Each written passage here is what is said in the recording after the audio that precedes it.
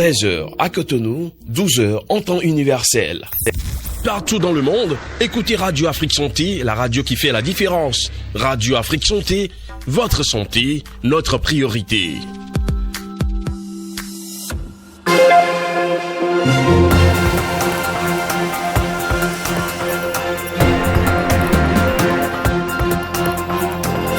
Radio Afrique Santé Info 13h, bienvenue à tous, voici l'ossature de ce journal. Affiche publicitaire anarchique dans les communes du Grand Nokoué, les auteurs invités à y mettre fin ce week-end au risque de subir la rigueur de la loi. La semaine du numérique bat son plein au Palais des Congrès de Cotonou. Dans ce journal, autorités et participants donnent leurs impressions sur les activités programmées.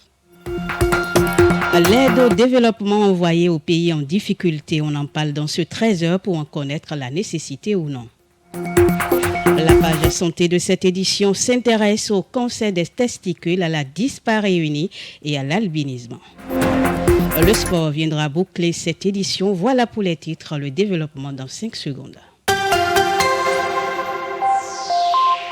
À nouveau, bonjour et bienvenue à tous. Le Conseil des ministres s'est réuni mercredi 6 novembre 2024 sous la présidence du chef de l'État. Au cours de la séance, divers décrets d'application de tests de loi ont été adoptés en vue de favoriser leur pleine mise en œuvre. Le point avec le porte-parole du gouvernement, Wilfried Léandre Rumbedji. S'agissant de la loi numéro 2020-37 du 3 février 2021, portant protection de la santé des personnes en République du Bénin, telle que modifiée par la loi numéro 2022-17 du 19 octobre 2022, sont adoptés les décrets fixant les modalités de contrôle sanitaire aux frontières, modalités et conditions de déclaration par les maires des événements susceptibles de constituer une menace pour la santé des populations, conditions d'ouverture d'une piscine, d'une baignade artificielle ou d'aménagement d'une baignade à usage collectif, ainsi que ceux portant modalités de mise en œuvre de la vaccination obligatoire, modalités de constatation du décès des personnes, modalités d'installation et d'exploitation des centres d'exploration diagnostique et thérapeutique, modalités de protection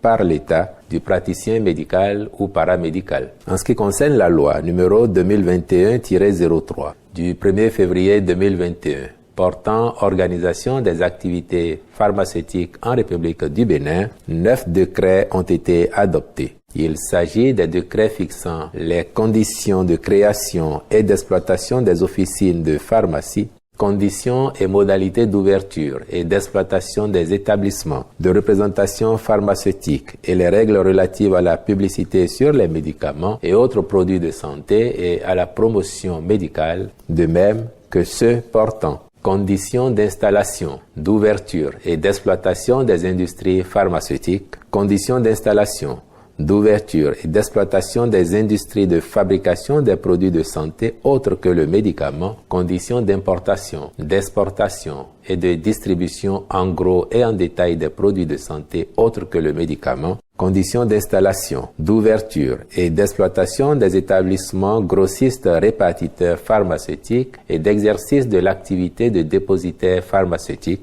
modalités d'homologation des compléments nutritionnels, des aliments destinés aux nourrissons et aux enfants en bas âge et des produits diététiques et de régime, adoption des lignes directrices et procédures d'autorisation et de supervision des essais cliniques. Il faut noter que lors de cette réunion hebdomadaire du mercredi, le gouvernement a fermement réagi en ce qui concerne les affiches publicitaires qu'on retrouve en pagaille dans les communes du Grand Nokoué, annonçant des mesures répressives à l'encontre des auteurs de ces infractions.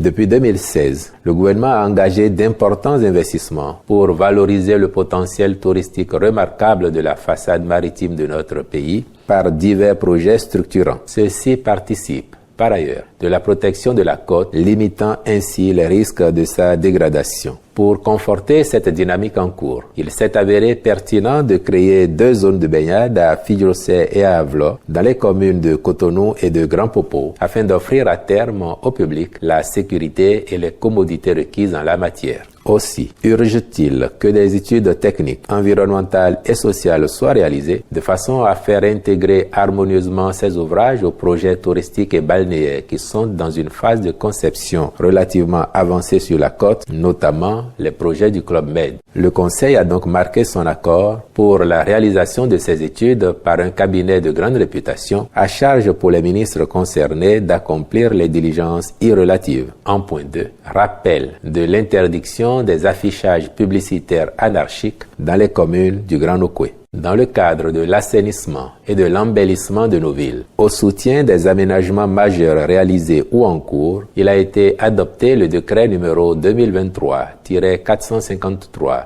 du 13 septembre 2023 portant réglementation de l'affichage publicitaire dans les communes du Grand Nokoué. Il interdit, en son article 2, les affichages publicitaires sur les monuments naturels, les mâts de lampadaires servant à l'éclairage public, les poteaux électriques et de communication, les équipements publics concernant la circulation routière, maritime, fluviale ou aérienne, tous autres supports non agréés. Par la suite, un communiqué du ministre chargé du cadre de vie a rappelé ces interdictions et accordé un moratoire aux auteurs concernés afin qu'ils s'y conforment. Mais, force est de constater que, passé le délai fixé, les 10 affichages se poursuivent au mépris de la réglementation en vigueur. Le Conseil invite instamment ceux-ci à les démanteler sous huitaine, faute de quoi les services compétents de l'État appliqueront les mesures répressives appropriées.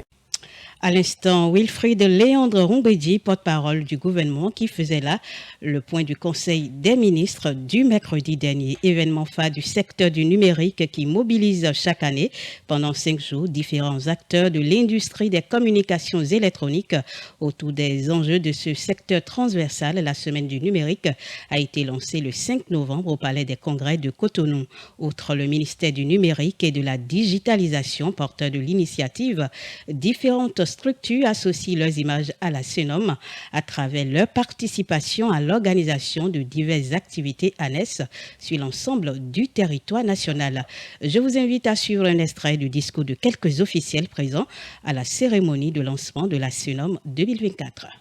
La transformation numérique des médias, bien qu'elle présente de multiples opportunités, soulève également des défis importants. On peut citer au nombre de ces défis la prolifération des fausses informations, les fake news, les dérives liées aux données à caractère personnel, et ce sont autant d'exemples, on peut en citer d'autres. Mais c'est également une opportunité pour les médias béninois de se réinventer, de diversifier leur contenu et de renforcer leur rôle dans la société de l'information. Et je voudrais saisir cette occasion pour saluer l'engagement et la résilience de ces acteurs des secteurs du numérique et des médias, qu'ils soient publics ou privés, qui œuvrent chaque jour pour enrichir notre paysage médiatique et lui offrir le support de propulsion nécessaire à son essor. Comment préserver les individus, les sociétés et la communauté humaine des risques de manipulation, de diffamation, de violence et de la violation de la vie privée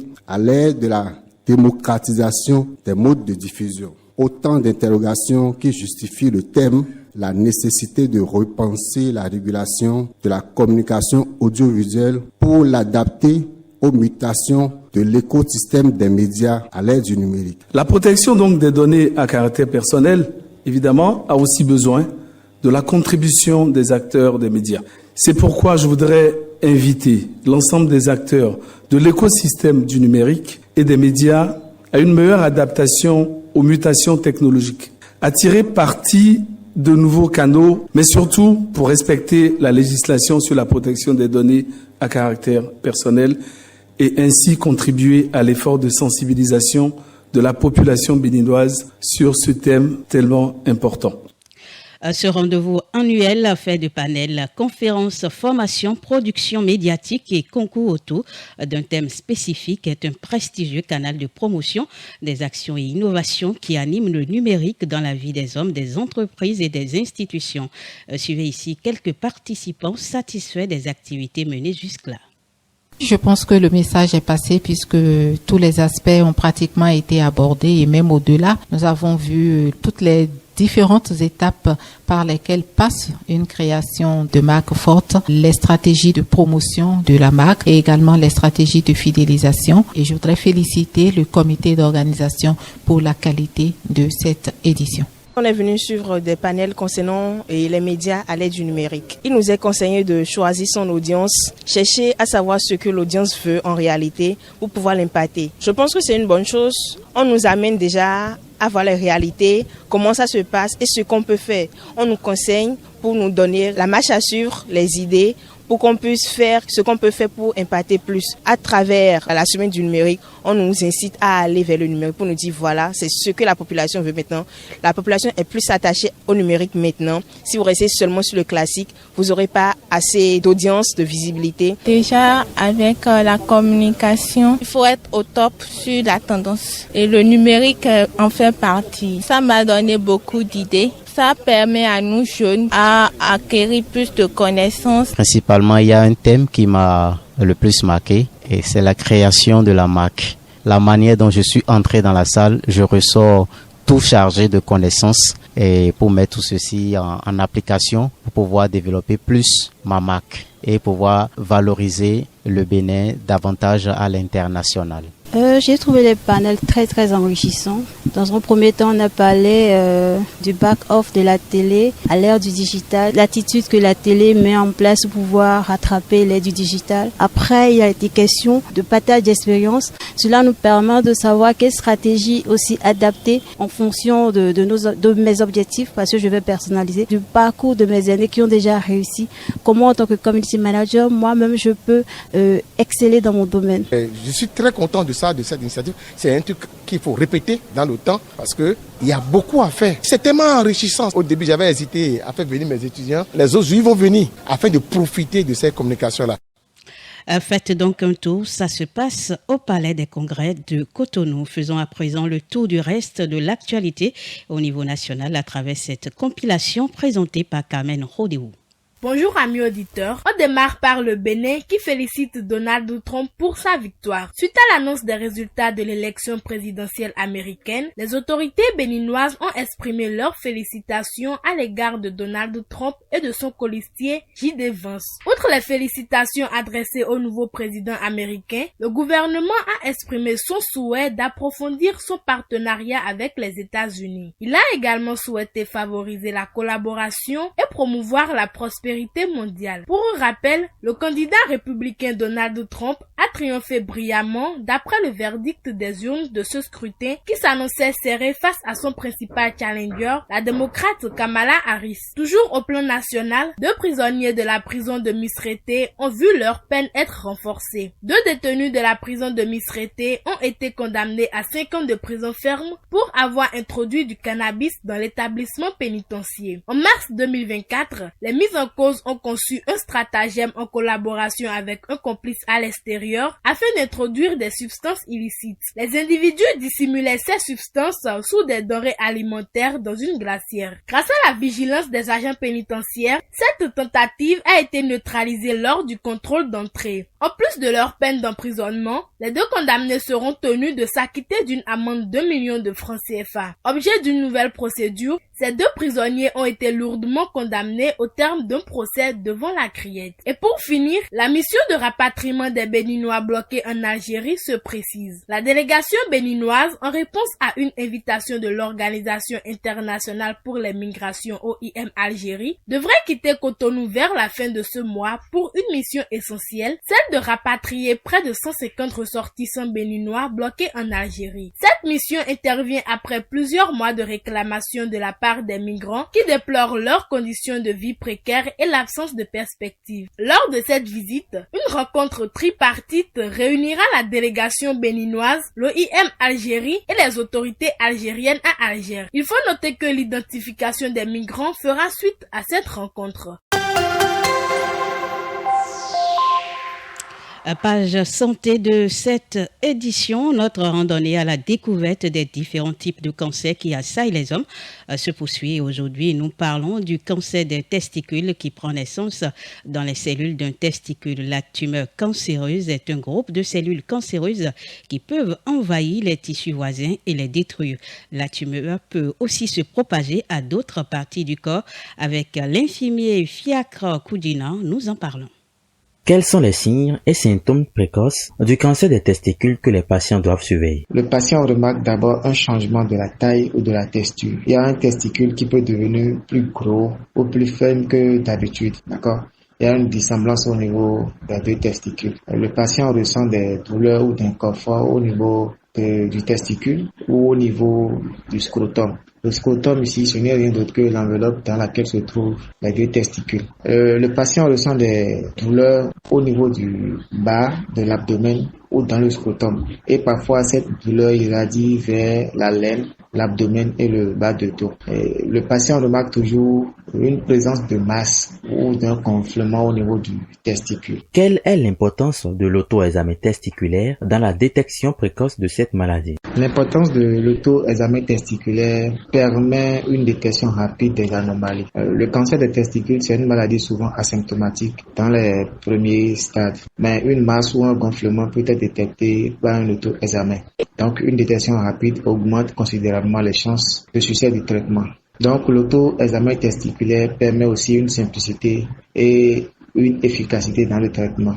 Donc, cela ne prend que quelques minutes et peut être fait une fois par mois, de préférence après un bain chaud. Donc, lorsque la peau du scrotum est détendue, ça facilite la détection de toute anomalie. Donc, l'auto-examen permet aussi une meilleure sensibilisation personnelle. Donc, en se familiarisant avec l'anatomie des testicules, l'homme devient plus vigilant aux changements, ce qui lui permet de consulter rapidement un médecin en cas de doute. Quelles sont alors les options de traitement disponibles pour le cancer des testicules et comment l'infirmier peut-il soutenir le patient pendant ce processus? D'abord, pour le traitement du cancer des testicules, ça dépend du type de cancer, de son stade et de la santé générale du patient. Alors, comme option de traitement, nous avons ce qu'on appelle l'orchidectomie, et c'est la chirurgie. Et après l'orchidectomie, nous avons la radiographie, nous avons la chimiothérapie et nous avons la surveillance active. Alors, pour parler du soutien de l'infirmier, d'abord, les infirmiers jouent un rôle clé en écoutant d'abord les préoccupations du patient, en validant ses sentiments et en offrant un espace sécurisant pour discuter des peurs et de son anxiété. Donc, l'infirmier a le devoir d'expliquer les différentes étapes du traitement, les effets secondaires potentiels et comment y faire face. L'infirmier aide généralement le patient à comprendre les options de fertilité, car certains traitements peuvent affecter la fertilité. Donc, l'infirmier aussi a pour mission, je dirais, de coordonner les soins, donc faciliter la communication entre les membres de l'équipe de soins et aider à planifier les rendez-vous et s'assurer que le patient a accès aux ressources nécessaires. Donc, l'infirmier aussi a pour devoir de soutenir à la gestion des symptômes, donc en fournissant des conseils pour gérer la douleur, la fatigue et d'autres effets secondaires et encourager les habitudes saines pour renforcer le bien-être général de ces personnes qui souffrent du cancer des testicules. Voilà, vous l'avez compris, autopalpation chez les femmes, auto-examen chez les hommes, des gestes simples pour sauver des vies. Je vous l'annonçais en titre, la dyspareunie est le syndrome désirant, une douleur récurrente pendant les rapports sexuels. Environ 10 à 20% des femmes se plaignent de rapports sexuels douloureux. Grâce à Dieu a conduit un entretien sur ce problème clinique avec le psychologue clinicien Carmelio Fadonougo. Bonjour, psychologue Carmelio Fadonougo. Aujourd'hui, vous nous entretenez sur la dyspareunie. La dyspareunie est un phénomène qui touche la jante féminine, mais qui est encore mal connu. Pouvez-vous nous dire ce qu'est la dyspareunie? En termes très simples, la dyspareunie, c'est l'existence de douleurs survenant lors du coït. Et cette douleur peut être à un moment donné superficielle et par la suite, elle peut être profonde. Quelles peuvent être les causes de la dyspareunie? Les manifestations varient. On peut avoir des douleurs aiguës, on peut avoir des douleurs profondes, on peut avoir également une sorte d'élancement ou du moins des brûlures après le rapport sexuel. On peut avoir également des crampes au niveau des muscles au plancher du pelvien. Et on peut avoir également des spasmes musculaires. De toutes les façons, la douleur, quand on parle de la dyspareunie, advient lors du coït. Quelles peuvent être les causes de la dyspareunie? La première cause qu'on intègre, c'est généralement un abus sexuel, un viol. Parce qu'à l'issue d'un abus sexuel, un blocage psychologique peut s'opérer. Et quand un blocage s'opère, c'est qu'à un moment donné, l'individu n'est plus apte à entretenir de façon convenable une relation sexuelle. Et donc tout ce qui pourrait être trouble peut advenir d'un moment à l'autre. Juste qu'à l'issue du viol, on ne peut pas dire exactement ce qui pourrait arriver. L'abus sexuel peut avoir lieu bien avant que le trouble ne soit perçu, ressenti par l'individu. En dehors de ça, il y a beaucoup d'autres causes. Il y a par exemple le stress chronique, il y a l'anxiété, il y a les traumatismes qui ne sont pas toujours des abus, mais également des événements traumatisants qui adviennent. Il y a également les déceptions, tout ce qui pourrait être d'ordre psychogène et qui à un moment donné perturbe la tranquillité intérieure, l'épanouissement psychologique, le bien-être intégral et psychologique de l'individu peut à un moment donné constituer de potentiels facteurs de survenue de la dyspareunie. Parce que, comme le disait Freud, c'est la sexualité qui définit l'homme. Donc à un moment donné, quelque chose peut arriver qui est carrément opposé à la sexualité, mais cet événement malheureux peut avoir comme répercussion une dysfonction sexuelle. Et comment se manifeste-t-elle? Les manifestations varient. On peut avoir des douleurs aiguës, on peut avoir des douleurs profondes, on peut avoir également une sorte d'élancement ou du moins des brûlures après le rapport sexuel. On peut avoir également des crampes au niveau des muscles au plancher du pelvien. Et on peut avoir également des spasmes musculaires. De toutes les façons, la douleur, quand on parle de la dyspareunie, advient lors du coït. Y a-t-il des remèdes contre ce mal? Oui, il y a des remèdes. Le plus important, c'est d'abord de savoir qu'il s'agit d'un trouble sexuel. Et quand on parle de trouble sexuel, c'est important de situer le trouble sexuel au niveau des différentes phases de l'acte sexuel. On a d'abord le désir, l'excitation, la pénétration, l'orgasme, et puis après, on a la résolution. Et quand on identifie que réellement il y a un trouble, on va voir un spécialiste, un professionnel. Ça peut être un médecin, un gynécologue ou carrément un psychologue. En fonction de l'orientation de la thérapeutique, le spécialiste qui va intervenir sur le cas va être le spécialiste qui a reçu antérieurement va référer à ce dernier-là. Parce qu'il peut arriver qu'on rencontre des cas de dyspareunie qui ont pour étiologie des étiologies organiques, mais il peut arriver également qu'on tombe sur des cas dont l'étiologie est purement psychogène. Que conseillez-vous aux femmes qui souffrent de la dyspareunie mais qui pensent que c'est un phénomène normal?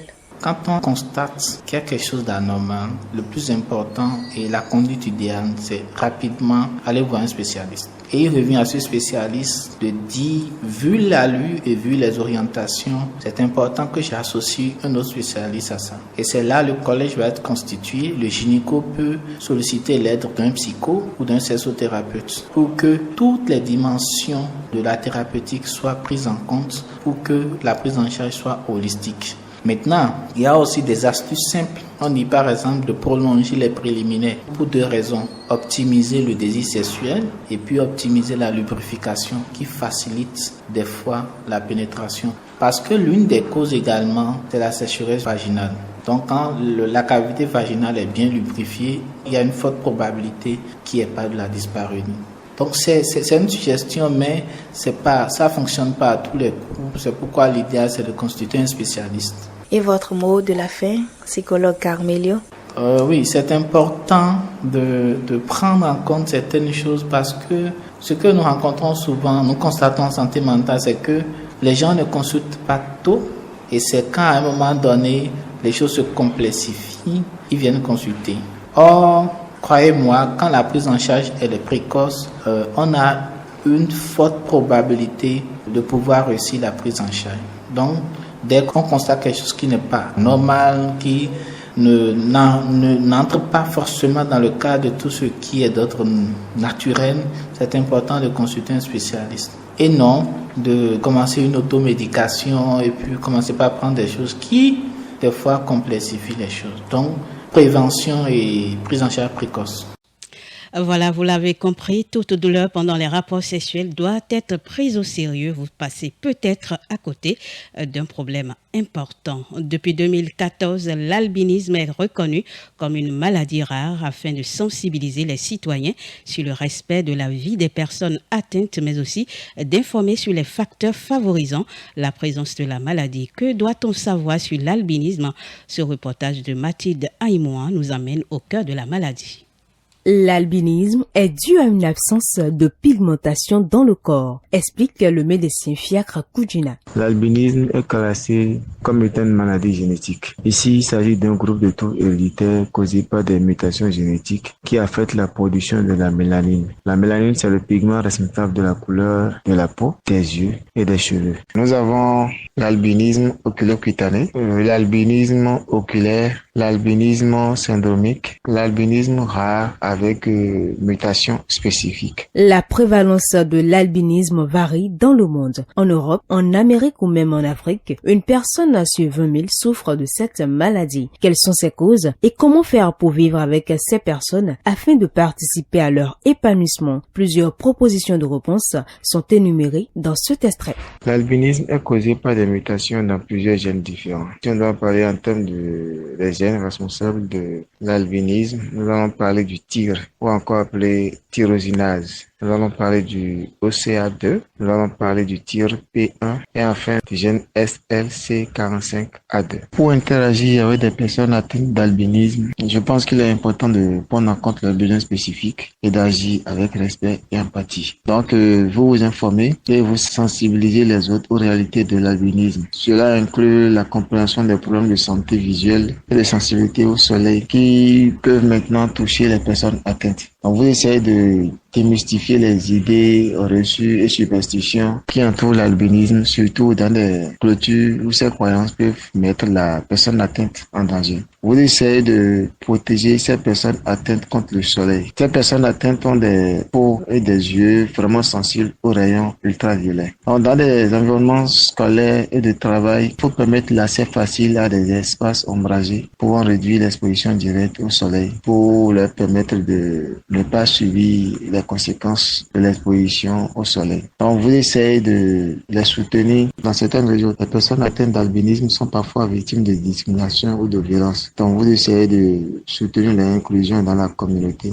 et de dénoncer les actes discriminatoires. Vous créez des occasions de dialogue pour promouvoir leur inclusion et sensibiliser ceux qui peuvent être influencés par des croyances erronées. Contrairement aux pensées de certaines personnes, l'albinisme n'est pas une malédiction, mais plutôt une insuffisance de certains apports dans l'organisme. 13h27 à Cotonou, même à Kassato. Comment va le reste du monde en ce jour, jeudi 7 novembre 2024? La réponse à travers ce condensé de l'actualité au plan international présenté par Samuel Loukora. Dans un effort de lutte contre la flambée de Mpox en Afrique, l'OMS lance une stratégie globale de vaccination pour freiner ce fléau. Un mécanisme d'accès et d'allocation a permis de distribuer 899 000 doses de vaccins à 9 pays particulièrement touchés. La République centrafricaine, la Côte d'Ivoire, la République démocratique du Congo, RDC, le Kenya, le Libéria, le Nigeria, le Rwanda, l'Afrique du Sud et l'Ouganda. La RDC, épicentre de l'épidémie avec 80% des cas confirmés en Afrique, recevra la majorité des doses. Les vaccins sont fournis par le Canada, l'Union européenne, les États-Unis et Gavi, l'Alliance mondiale pour les vaccins. Au Kenya, dans le comté de Kisumu, des drones sont utilisés pour acheminer les traitements contre le VIH et les kits de dépistage vers des villages isolés. Cette cargaison précieuse peut ainsi atteindre les communautés éloignées sans subir les retards liés aux routes endommagées ou aux intempéries. Grâce à ces drones, les traitements arrivent plus rapidement et de manière fiable, même dans des zones difficilement accessibles par voie terrestre, offrant un accès vital aux soins de santé pour les personnes vivant dans ces régions reculées. Direction Gaza, 231 patients ainsi que leurs accompagnants ont été évacués de Gaza pour des raisons médicales vers les Émirats arabes unis et la Roumanie, d'après des informations de l'Organisation mondiale de la santé OMS et du COGAT, l'organisme israélien chargé des affaires civiles. Avant la fermeture du passage de Rafah en mai, près de 4700 personnes avaient pu être évacuées. Depuis le début du conflit en octobre 2023, les pertes humaines s'élèvent à plus de 43 000 personnes. Selon l'OMS, France, entre 12 000 et 14 000 patients nécessitent encore une évacuation urgente pour des traitements vitaux. La Corée du Sud et le Japon, les deux grands alliés des États-Unis en Asie du Nord-Est, s'inquiètent de l'imprévisibilité de Donald Trump. Celui-ci a certes d'autres priorités en raison des deux guerres en cours en Europe et au Moyen-Orient, mais l'anxiété n'en est pas moins sensible à Séoul qu'à Tokyo sur le sort qu'il réservera à l'accord de coopération trilatérale, sécurité et économique de 2023 entre la Corée du Sud, les États-Unis et le Japon, destiné à faire face aux menaces chinoises et nord-coréennes. Vous l'avez compris, le marathon des nouvelles au plan international nous a été présenté par Grace Adjé, voilà qui annonce la page sportive.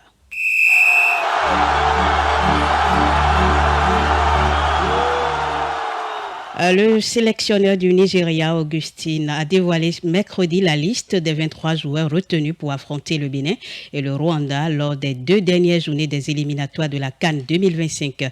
En tête du groupe D avec 10 points, les Super Eagles n'ont besoin que d'un match nul dans l'une de ces rencontres pour obtenir leur qualification. Pour ces 2 matchs décisifs, le Nigeria pourra compter sur ses stars, dont le capitaine et défenseur William Trost-Ekong, le milieu de terrain Wilfried Ndidi ainsi que les attaquants Victor Osimhen, Ademola Lookman et Victor Boniface. Les Nigérians se rendront à Abidjan le 14 novembre pour affronter les Guépards du Bénin avant de recevoir le Rwanda à domicile le 18 novembre. Critiqué pour les prestations mitigées de son équipe lors des précédentes sorties, l'entraîneur a cette fois-ci misé sur un groupe équilibré, espérant ainsi obtenir les résultats nécessaires pour sceller le ticket pour la CAN 2025 au Maroc.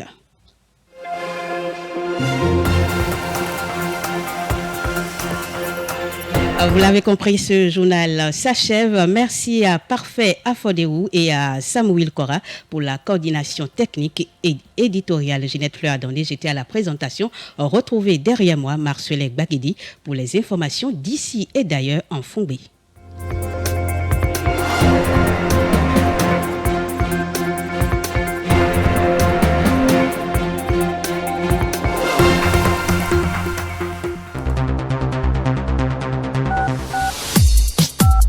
N'oubliez pas, en voiture, au travail ou à la maison, restez à l'écoute de Radio Afrique Santé. Votre santé, notre priorité. Mais oui, et de Radio Afrique Santé. Radio Afrique Santé. Et non de Khodo, la menano Ganji, si à Pakwe. Bonou, à la loto et roux, c'est à l'ocantoué. Le voisin Play Store. Vous avez téléchargé l'application et temps. À la Radio Afrique Santé. Bon, à retour, nous allons Webi Wenou, Gambi Meo, à la Zin, à l'Ocantoué, le Bonazin, mon camp, Google le temps, Bonamala nous, www.radioafrisanté.com. Mon docteur, bon retour, nous allons émission et non bleu, nous y mais non, il a pas ton salaire, le roi est tombé bio, à rien, à l'époque, mon camp, je te bouton dit, mon camp, je te bouton dit, on a Radio Afrique Santé, à Moébi, les Chicans.